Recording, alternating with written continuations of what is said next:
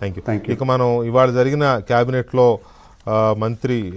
మంత్రులను ముఖ్యమంత్రి క్లాస్ పీకినట్టుగా తెలుస్తోంది. ఎందుకంటే స్థానికంగా కొంతమంది ఎమ్మెల్యేలు అనవసరమైన వివాదాలు తలదూర్చడం కానీ, లేకపోతే వివాదాల కారణమవుతుండడం కానీ, పార్టీ ఇంటర్నల్గా జరుగుతున్న వివాదాలు లేక ప్రజలకు సంబంధించిన విషయాల్లో కూడా లేని కొన్ని కాంట్రవర్సీస్ క్రియేట్ చేస్తున్నారు కొంతమంది అనే విషయంలో ముఖ్యమంత్రి సీరియస్ అవ్వడము, అలాగే దానికి ఇన్ఛార్జి మంత్రులనే బాధ్యుని చేయడం, ఎమ్మెల్యేలు ఎక్కడైనా తప్పులు చేస్తున్నారు అని అంటే అది ఇన్ఛార్జి మంత్రులు సరిగ్గా దాని మీద మానిటర్ చేయకపోవడం వల్లనే ఇలాంటి పొరపాటు జరుగుతున్నాయి. కాబట్టి ఇక నుంచి ఇన్ఛార్జి మంత్రులదే బాధ్యత అని అంటూనే ఎవరైతే వివాదాల కారణమవుతున్నారో వాళ్ళ విషయంలో కూడా స్ట్రిక్ట్గా ఉంటారని ముఖ్యమంత్రి అన్నారు. అయితే ఇన్ఛార్జి మంత్రులను ఎందుకు బాధ్యులు చేశారు, ఇది ఎటు దారి తీయబోతోంది, ఈ గొడవల మీద తెలుగుదేశం పార్టీ చాలా తీవ్రమైన కాన్సన్ట్రేషన్ పెంచిందా అని ఒక అంశం అయితే, లోకేష్ కూడా ఇవాళ ఉదయం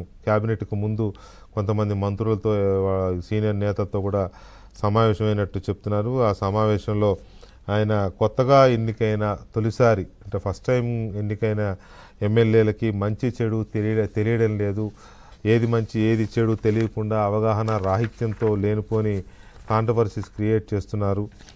సుదీర్ఘకాలం కొన్నాళ్ల పాటు రాజకీయాల్లో ఉండే విధంగా ఎక్కువసార్లు గెలిచి మంచి నాయకులుగా గుర్తింపు తెచ్చే విధంగా పనిచేయాలి, కానీ ఇలాంటి కాంట్రవర్సీస్ జోలికి ఎందుకు వెళ్తున్నారు వీళ్ళు అనే దాని మీద మనం ఫోకస్ పెట్టాల్సిన అవసరం ఉంది. అవసరమైతే వాళ్ళకి ఎక్కడైతే వాళ్ళు సమన్వయం చేసుకోలేకపోతున్నారో ఆ అవగాహన కల్పించే విధంగా ఓరియంటేషన్ అవసరం అనే ఆలోచన, ఒక భావాన్ని, ఒక అభిప్రాయాన్ని కూడా లోకేష్ వ్యక్తం చేశారు. అయితే ఎందుకు తొలిసారి ఎమ్మెల్యేలుగా ఎన్నికైన వాళ్ళకి మంచి చెడు తెలియకుండా ఎందుకు బిహేవ్ చేస్తున్నారు, ఎక్కడ ట్రాక్ తప్పుతున్నారు అనేది ఇంకొక అంశం. ఇక మూడవ అత్యంత ముఖ్యమైన అంశం, పవన్ కళ్యాణ్ కూడా వాళ్ళ క్యాబినెట్లో ఓపెన్గానే కొన్ని వివాదాలకు సంబంధించిన ప్రస్తావన చేశారు.